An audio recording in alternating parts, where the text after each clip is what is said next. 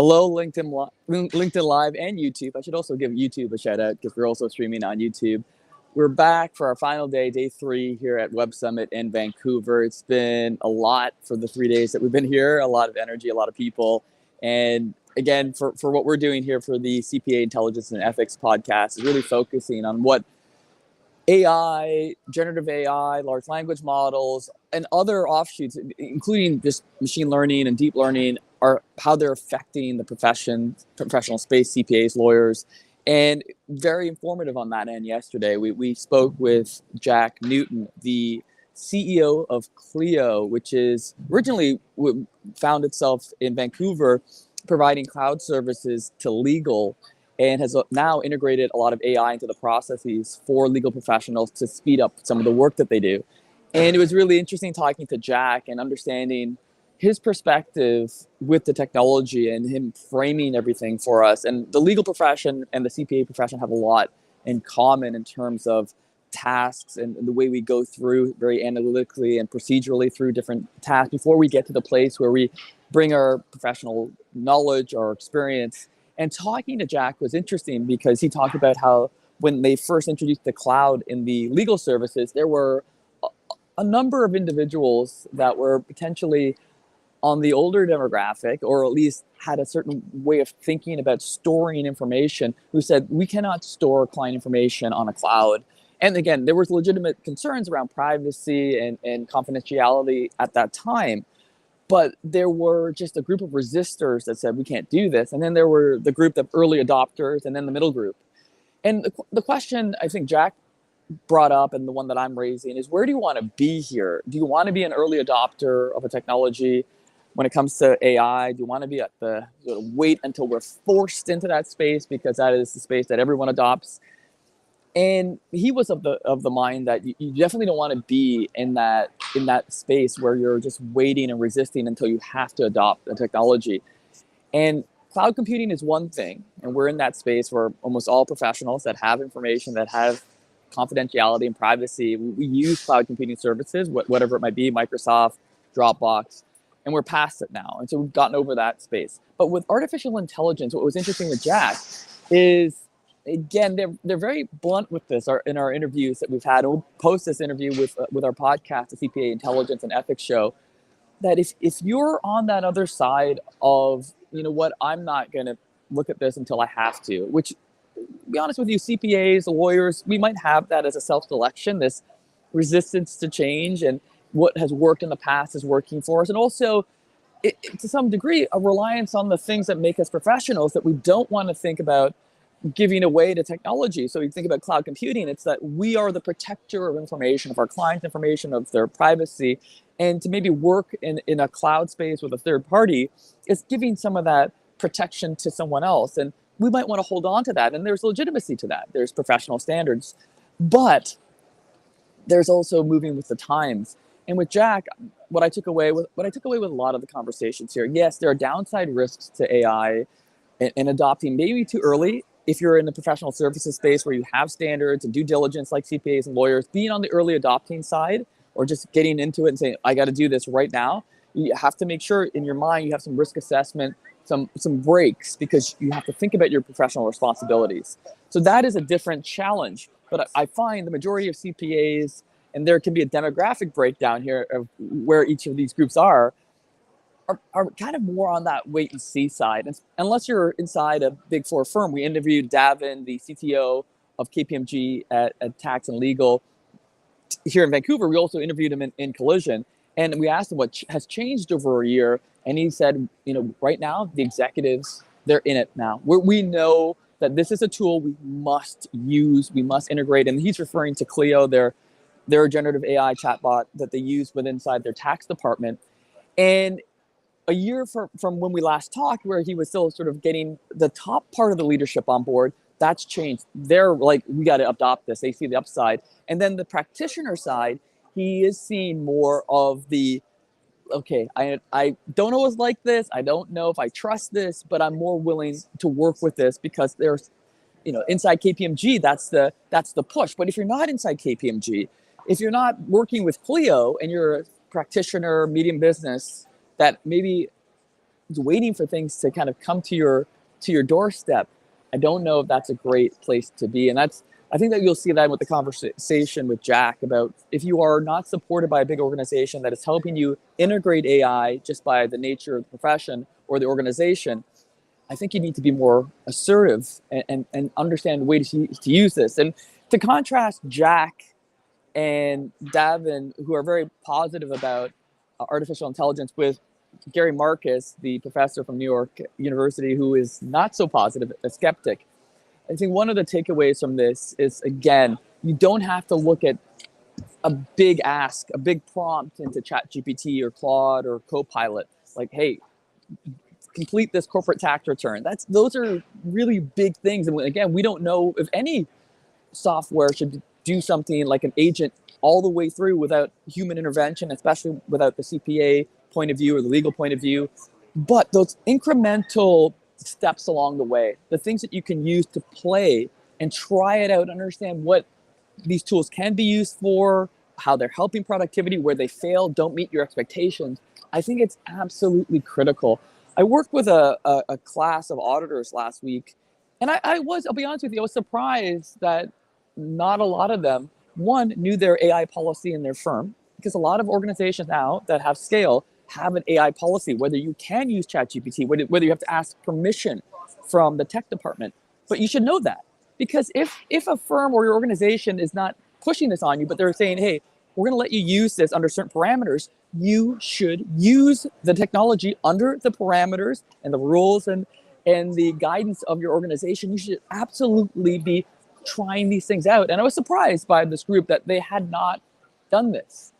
Even for example, writing emails where you might be having an email correspondence and the other person is just not getting your message. You're writing one way, they're writing another. It's a different communication style. Having ChatGPT, Copilot, Grammarly, any of these AI tools to help you craft your message in a way that might be more receptive to the other party without having to think about how you have to change your writing style. AI can do that, but still get your message across. Maybe low stakes ways of trying this tool. And this group, they hadn't really experimented with it. And it was interesting for me, my perspective was, sometimes CPAs, we're not in that space of wanting to explore technology until we are forced to try to adopt it. I just think, and it's not just me, you'll see this as a reoccurring theme, we're in an unprecedented time here with this technology. This is not like cloud computing, in my opinion. The other analogy that's made a lot of the times is spreadsheets. Before spreadsheets, CPAs had to do a lot of the work manually, pen and paper, and those long columnar balance sheets. And when spreadsheets came, that work was lifted, but it allowed the CPA to do more critical thinking. They didn't have to do those manual things. So that's the argument for efficiency. Is that the same as AI? Is it just another spreadsheet or cloud computing? No, and not in my opinion. And you'll see that as a recurring theme. This is a partner, a collaborator, someone almost like maybe an intern and maybe growing with you in terms of their level. And you have to understand how to ask questions, what you want to ask, what you don't want to ask, where you want to make sure you review the results and the output as a professional. But you only get to know that by working with the technology today, right now. Low stakes, though. And I think that was a theme with Jack. That was a theme with Davin. And again, if you're in a Big Four firm, you'll just be able to kind of have momentum with what the firms are doing because they're adopting this. But if you're the other part of the profession, and this is where I think about this, as a CPA, we want the profession to be healthy. It's not just, are you moving with the times at KPMG or Deloitte or, you want the entire profession as a whole to kind of come to a mindset change with this. Otherwise, you're going to have a fragmenting of the profession where some are doing well and understanding the value and power of the technologies, others are still resistant. And unless you're going to retire very shortly, I don't know if you want to be in that place where you just wait for everything to sort of to arrive, because by then, the way in which we work might be completely different. So that, I think there's some positivity to that. And when I came here last year, really to Toronto for Collision, I was positive, negative. I would say my mood here is maybe still the same. I have to think about that. I do feel the threat about how to make sure I make, even myself, make the movement. I talked to Corrine Ha, at the CEO of Thinkific, and she asked me a question. We didn't end up finishing this conversation. like could AI actually do the education part for CPE and professional development? She asked me that. And I had to say, well, no, you want someone with the experience bringing that information. But as I thought about it, sure. If the gatekeepers for U.S. continuing professional education, which is NASBA, decide that there's an AI software that allows CPAs to gain the continuing education they need after getting accredited, and it works very well. It has all the measures for learning objectives and scoring along the way, that doesn't need a person and maybe has some cost benefits. Would NASBA say, I think this is an option, and does that threaten my world? She asked that question, and again, a lot of the times I think the instinct is to say, no, you can't replace this, or this with the brain and experience and the things that we bring. But when you think about it, when you're at a conference like this and you see all the startups around and what they're doing, and again, it's for some of people who are in this space all the time, there's some disappointment that AI hasn't moved quickly enough.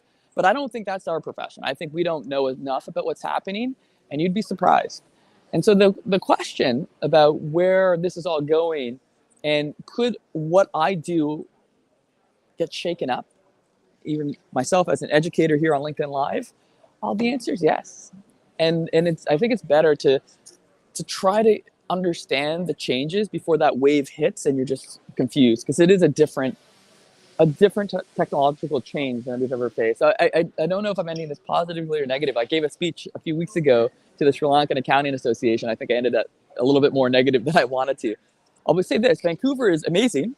Love the city, great view, mountains, food's been great, so that's been positive. But again, the takeaway is I think you want to be active as a professional in the CPA space, and you'll hear that in our podcast. So stay tuned to the podcast drops for our interviews. And the last thing, I know I'm going on, we did interview Libby Liu from the CEO of Whistleblowers Aid, and that's a separate conversation for another piece of what we do for CPA intelligence.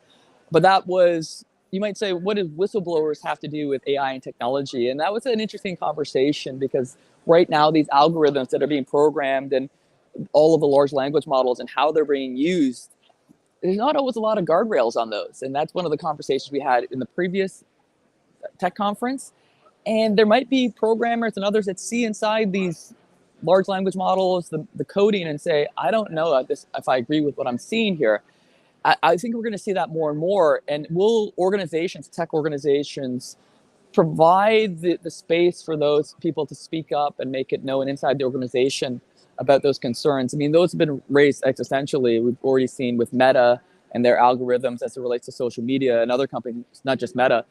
But as we see more and more large language model uses, where is the ethics in terms of how people look at the coding, and can we have a place for these organizations to allow their employees to speak up? And it was an interesting conversation with Libby. That will also be on the podcast. We're going to drop those. I think I'd say in the next few weeks, you'll see those release on Apple, Spotify. And if you want to get them for education credit, they'll be on our website. I'll post about that. But I think we're going to wrap it up. I want to say thanks to everybody that's been watching. And thank you to Leonard Shen of UV Studios, who's been with me. Probably is getting very tired of me. You don't have to say anything, Leonard. It's been 3 days. It's just me and Leonard. But Leonard's been great, helping to capture footage and audio and troubleshoot a lot of being media. As I'm ultimately, fairly new at the media side of things, is troubleshooting. is a lot of putting out fires and finding where people are and getting things set up. And Leonard's been awesome with that. So thanks for watching our final day here at Web Summit 2025 here in Vancouver. And stay tuned to those podcast release. Thank you. Thanks, everyone.